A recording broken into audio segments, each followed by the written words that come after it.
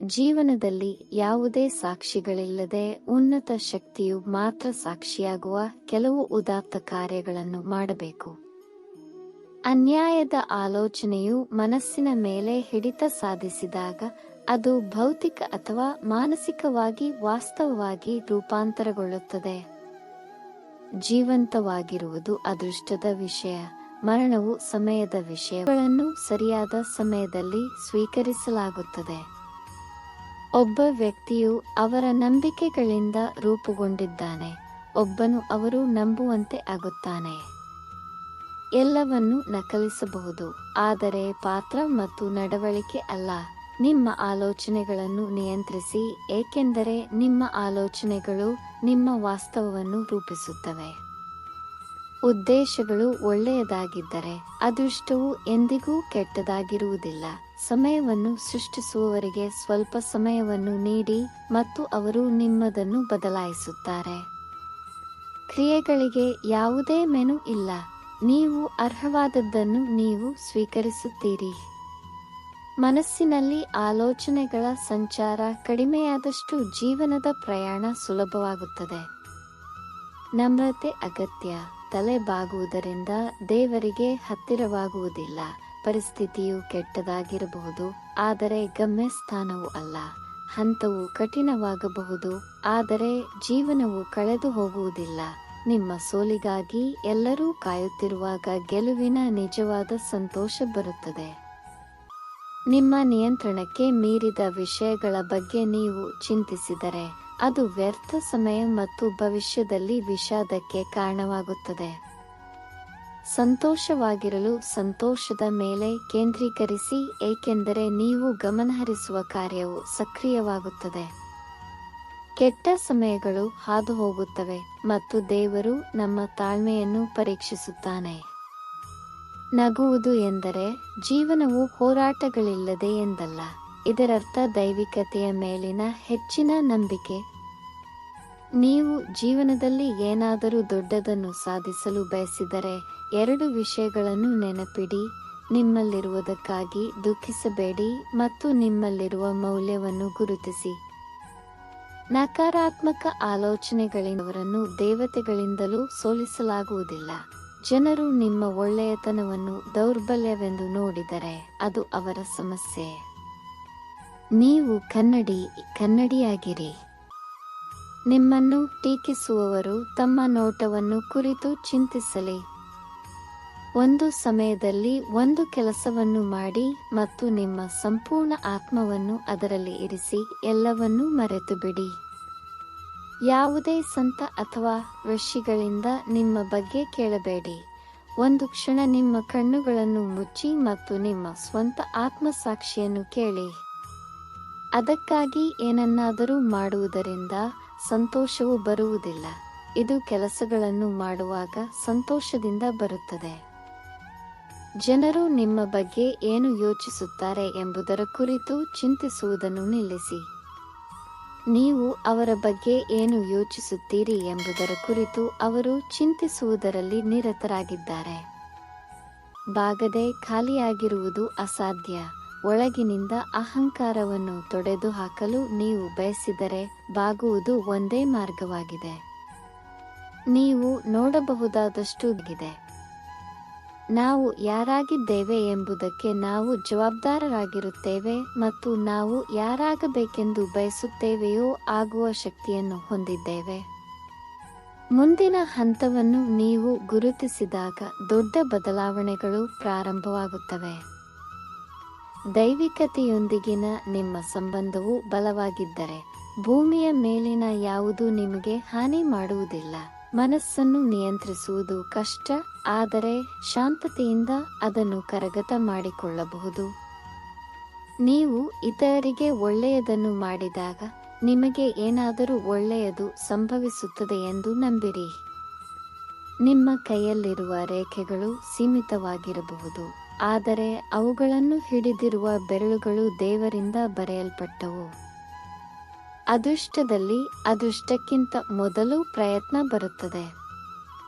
ಒಳ್ಳೆಯ ನಡವಳಿಕೆಯು ವಿತ್ತೀಯ ಮೌಲ್ಯವನ್ನು ಹೊಂದಿಲ್ಲದಿರಬಹುದು, ಆದರೆ ಅದು ಲೆಕ್ಕವಿಲ್ಲದಲ್ಲಿ ಒಬ್ಬಂಟಿಯಾಗಿರುವ ಕಲೆಯನ್ನು ಕಲಿಯಿರಿ.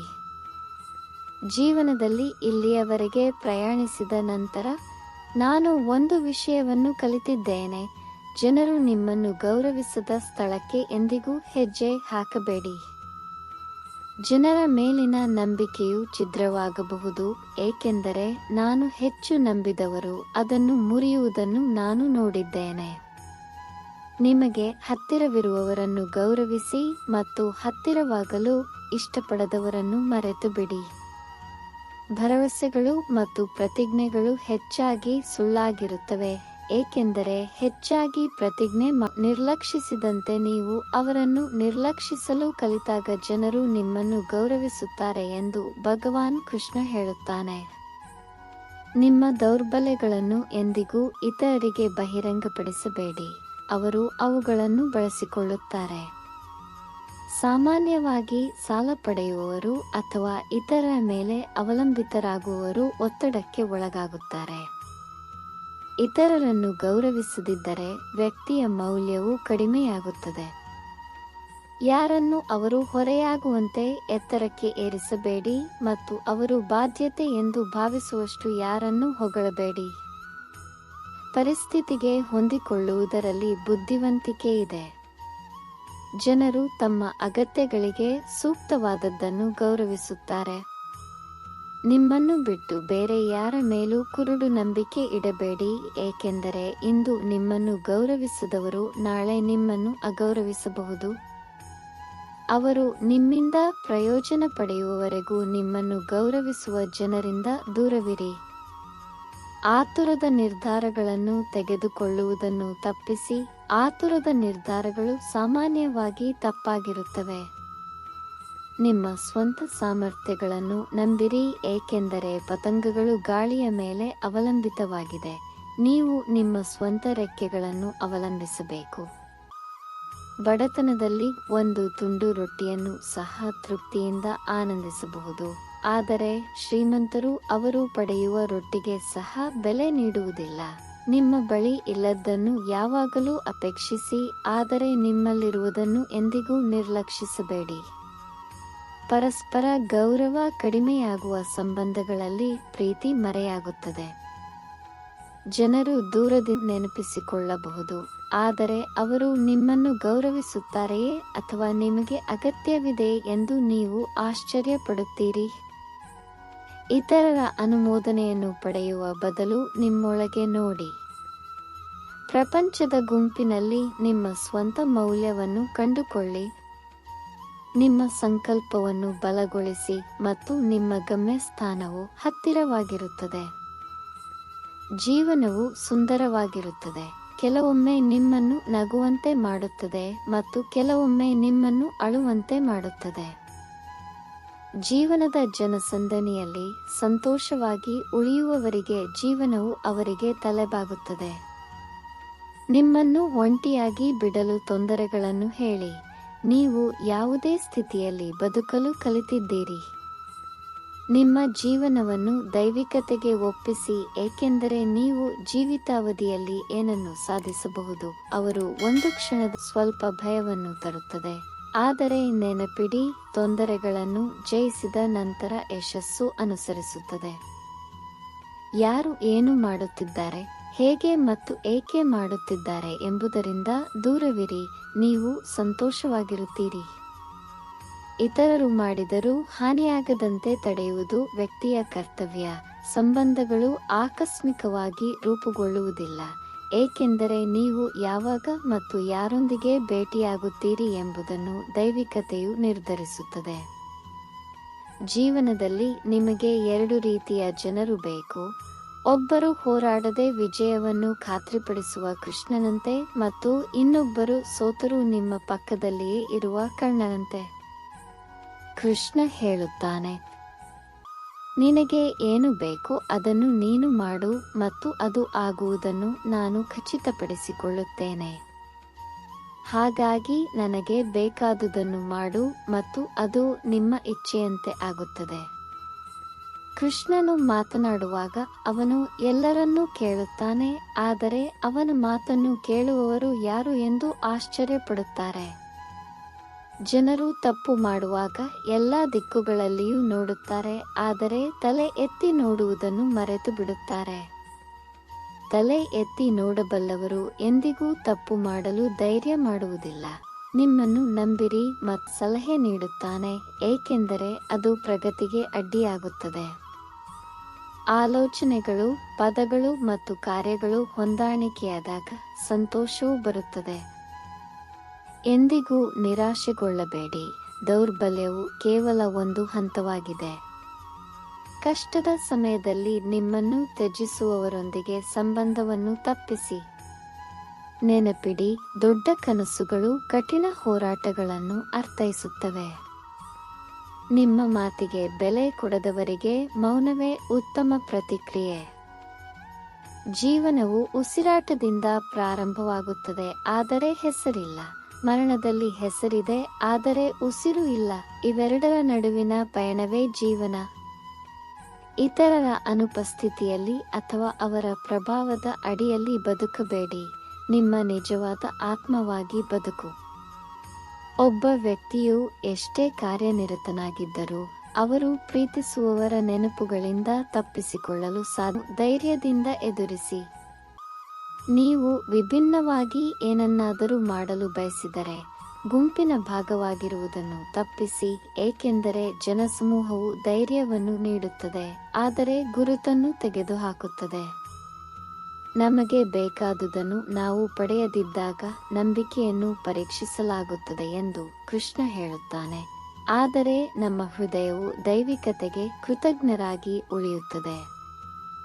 ದುಃಖಕ್ಕೆ ಅರ್ಹರಲ್ಲದವರ ಬಗ್ಗೆ ದುಃಖಿಸುವುದು ಅನಗತ್ಯ. ಮತ್ತು ಇನ್ನು ನೀವು ಬುದ್ಧಿವಂತಿಕೆಯ ಬಗ್ಗೆ ಮಾತನಾಡುತ್ತೀರಿ. ಬುದ್ಧಿವಂತ ವ್ಯಕ್ತಿಗಳು ಜೀವಂತ ಅಥವಾ ಸತ್ತವರಿಗಾಗಿ ಶೋಕಿಸುವುದಿಲ್ಲ. ನಿಮ್ಮ ಸಂಕಟಕ್ಕಾಗಿ ಜಗತ್ತನ್ನು ದೂಷಿಸಬೇಡಿ, ಬದಲಾಗಿ ನಿಮ್ಮ ಸ್ವಂತ ಮನಸ್ಸನ್ನು ಬದಲಾಯಿಸಿ. ನಿಮ್ಮ ಆಲೋಚನೆಗಳನ್ನು ಪರಿವರ್ತಿಸುವುದರಿಂದ ನಿಮ್ಮ ನೋವನ್ನು ಕೊನೆಗೊಳಿಸುತ್ತದೆ. ಕೃಷ್ಣ ಹೇಳುತ್ತಾನೆ, ನೀವು ನಿಜವಾದ ಯೋಗಕ್ಷೇಮವನ್ನು ಸಾಧಿಸಲು ಬಯಸಿದರೆ ಎಲ್ಲ ಬೋಧನೆಗಳು ಮತ್ತು ಧರ್ಮಗಳನ್ನು ಬಿಟ್ಟು ಮತ್ತು ನನ್ನಲ್ಲಿ ಆಶ್ರಯ ಪಡೆಯಿರಿ. ನಾನು ನಿಮಗೆ ಮುಕ್ತಿಯನ್ನು ನೀಡುತ್ತೇನೆ. ಜನರು ತಮ್ಮ ತಪ್ಪುಗಳಿಂದ ಕಲಿಯುತ್ತಾರೆ ಎಂಬುದು ನಿಜ, ಆದರೆ ಒಬ್ಬರು ತಪ್ಪುಗಳನ್ನು ಮಾಡುವುದನ್ನು ಮುಂದುವರಿಸಬೇಕು ಮತ್ತು ಅದನ್ನು ಕಲಿಕೆ ಎಂದು ಕರೆಯಬೇಕು ಎಂದಲ್ಲ. ಪ್ರೀತಿ ಮತ್ತು ಹಣೆಬರಹ ಎಂದಿಗೂ ಹೊಂದಿಕೆಯಾಗುವುದಿಲ್ಲ, ಏಕೆಂದರೆ ನಮಗೆ ಉದ್ದೇಶಿಸಿರುವುದು ಅಪರೂಪವಾಗಿ ನಾವು ಪ್ರೀತಿಸುತ್ತೇವೆ ಮತ್ತು ನಾವು ಇಷ್ಟಪಡುವುದನ್ನು ಹೆಚ್ಚಾಗಿ ಉದ್ದೇಶಿಸಲಾಗುವುದಿಲ್ಲ. ನಿಜವಾದ ಪ್ರೀತಿ ಎಂದರೆ ಏನು ಎಂದು ರಾಧಾ ಕೃಷ್ಣನನ್ನು ಕೇಳಿದಳು. ಕೃಷ್ಣನು ಮುಗುಳ್ನಗುತ್ತಾ ಉತ್ತರಿಸಿದನು, ಎಲ್ಲಿ ಅರ್ಥವಿದೆಯೋ ಅಲ್ಲಿ ಪ್ರೀತಿ ಇರುವುದಿಲ್ಲ. ಪ್ರೀತಿಯು ಒಬ್ಬ ವ್ಯಕ್ತಿಯನ್ನು ಸೋಲಿಸಲು ಎಂದಿಗೂ ಅನುಮತಿಸದ ಅನುಭವವಾಗಿದೆ, ಆದರೆ ದ್ವೇಷವು ವ್ಯಕ್ತಿಯನ್ನು ಎಂದಿಗೂ ಯಶಸ್ವಿಯಾಗಲು ಅನುಮತಿಸದ ಅನುಭವವಾಗಿದೆ. ಆದ್ದರಿಂದ ಯಾವಾಗಲೂ ಎಲ್ಲರಿಗೂ ಪ್ರೀತಿಯನ್ನು ಕಾಪಾಡಿಕೊಳ್ಳಿ. ಒಬ್ಬ ವ್ಯಕ್ತಿಯು ಶಿಕ್ಷಣದ ಮೊದಲು ಮೌಲ್ಯಗಳನ್ನು, ವ್ಯವಹಾರದ ಮೊದಲು ನಡವಳಿಕೆಯನ್ನು ಮತ್ತು ದೇವರ ಮುಂದೆ ಹೆತ್ತವರನ್ನು ಗುರುತಿಸಿದರೆ ಅವರು ಜೀವನದಲ್ಲಿ ಎಂದಿಗೂ ಕಷ್ಟವನ್ನು ಎದುರಿಸುವುದಿಲ್ಲ. ಸ್ವಾರ್ಥದ ಮೇಲೆ ನಿರ್ಮಿಸಲಾದ ಸಂಬಂಧಗಳು ಎಂದಿಗೂ ಯಶಸ್ವಿಯಾಗುವುದಿಲ್ಲ, ಆದರೆ ಪ್ರೀತಿಯಿಂದ ನಿರ್ಮಿಸಲಾದ ಸಂಬಂಧಗಳು ಎಂದಿಗೂ ಮುರಿಯುವುದಿಲ್ಲ. ಪ್ರತಿಯೊಬ್ಬರೂ ತಮ್ಮದೇ ಆದ ಸಾಮರ್ಥ್ಯ ಮತ್ತು ದೌರ್ಬಲ್ಯಗಳನ್ನು ಹೊಂದಿದ್ದಾರೆ. ಮೀನು ಕಾಡಿನಲ್ಲಿ ಓಡಲಾರದು, ಸಿಂಹವು ನೀರಿನಲ್ಲಿ ಆಳಲಾರದು. ಆದ್ದರಿಂದ ಪ್ರತಿಯೊಬ್ಬರನ್ನು ಗೌರವಿಸಿ. ಕೃಷ್ಣ ಹೇಳುತ್ತಾನೆ, ಒಮ್ಮೆ ಕ್ಷಮಿಸಿ ಮತ್ತು ಉತ್ತಮ ವ್ಯಕ್ತಿಯಾಗು, ಆದರೆ ಆ ವ್ಯಕ್ತಿಯನ್ನು ಮತ್ತೆ ನಂಬಬೇಡಿ ಅಥವಾ ಮೂರ್ಖರಾಗಬೇಡಿ. ಸುಖ ದುಃಖಗಳು ಬರುವುದು ಹೋಗುವುದು ಋತುಗಳ ಬದಲಾವಣೆಯಂತೆ, ಆದ್ದರಿಂದ ಅವುಗಳನ್ನು ಸಹಿಸಿಕೊಳ್ಳಲು ಕಲಿಯುವುದು ಅತ್ಯಗತ್ಯ. ಯಾವುದೇ ಧರ್ಮ ಇರಲಿ, ಒಳ್ಳೆಯವರಾಗಿರಿ. ನಮ್ಮ ಕ್ರಿಯೆಗಳು ಮುಖ್ಯ, ಧರ್ಮವಲ್ಲ. ಭ್ರಮೆಯಿಂದ ನಿಮ್ಮ ಕರ್ತವ್ಯಕ್ಕೆ ಅಂಟಿಕೊಂಡಿರುವುದು ಮೂರ್ಖತನ, ಏಕೆಂದರೆ ಅದು ನಿಮಗೆ ಸ್ವರ್ಗವನ್ನು ನೀಡುವುದಿಲ್ಲ ಅಥವಾ ನಿಮ್ಮ ಖ್ಯಾತಿಯನ್ನು ಹೆಚ್ಚಿಸುವುದಿಲ್ಲ. ಕಷ್ಟದ ಸಮಯಗಳು ಜೀವನದ ಬಗ್ಗೆ ಸತ್ಯಗಳನ್ನು ಬಹಿರಂಗಪಡಿಸುತ್ತವೆ. ನೀವು ಉತ್ತಮ ಸಮಯದಲ್ಲಿ ಎಂದಿಗೂ ಪರಿಗಣಿಸುವುದಿಲ್ಲ. ಶಾಂತವಾಗಿರುವುದು ಸೂಕ್ತವಾಗಿದೆ, ಆದರೆ ನೀವು ತಪ್ಪು ಮಾಡಿದಾಗ ಅಲ್ಲ. ಜೀವನವು ಹಿಂದಿನದಲ್ಲ ಅಥವಾ ಭವಿಷ್ಯದಲ್ಲಿರುವುದಿಲ್ಲ, ಇದು ಈ ಕ್ಷಣದಲ್ಲಿದೆ. ಈ ಕ್ಷಣದ ಅನುಭವವೇ ಜೀವನ. ನಾವು ಆಂತರಿಕ ಶಾಂತಿಯನ್ನು ಕಂಡುಕೊಳ್ಳುವವರೆಗೂ ಜಗತ್ತಿನಲ್ಲಿ ಶಾಂತಿಯನ್ನು ಕಾಣಲು ಸಾಧ್ಯವಿಲ್ಲ. ಮಾನವ ಬಯಕೆಗಳು ಅಂತ್ಯವಿಲ್ಲ. ಆಸೆಗಳು ಈಡೇರದಿದ್ದರೆ ಕೋಪ ಬೆಳೆಯುತ್ತದೆ. ಆಸೆಗಳು ಈಡೇರಿದರೆ ದುರಾಸೆ ಹೆಚ್ಚುತ್ತದೆ. ಆದ್ದರಿಂದ ತಾಳ್ಮೆಯನ್ನು ಕಾಪಾಡಿಕೊಳ್ಳಿ ಮತ್ತು ನಿಮ್ಮ ಆಸೆಗಳನ್ನು ಮಿತಿಗೊಳಿಸಿ. ಜೀವನವು ಅದೃಷ್ಟಕ್ಕೆ ಸಂಬಂಧಿಸಿದೆ, ಮರಣವು ಸಮಯದ ವಿಷಯವಾಗಿದೆ. ಆದರೆ ಸಾವಿನ ನಂತರ ಜನರ ಹೃದಯದಲ್ಲಿ ಜೀವಂತವಾಗಿರುವುದು ಕಾರ್ಯಗಳ ವಿಷಯವಾಗಿದೆ. ಕರ್ಮಯೋಗಿಯು ಮನಸ್ಸು ಮತ್ತು ಬುದ್ಧಿಯನ್ನು ಶುದ್ಧೀಕರಿಸಲು ದೇಹ, ಮನಸ್ಸು ಮತ್ತು ಇಂದ್ರಿಯಗಳಿಂದ ಬೇರ್ಪಟ್ಟ ಕ್ರಿಯೆಗಳನ್ನು ಮಾಡುತ್ತಾನೆ. ಕೃಷ್ಣನು ಎಲ್ಲೆಡೆ ಇದ್ದಾನೆ.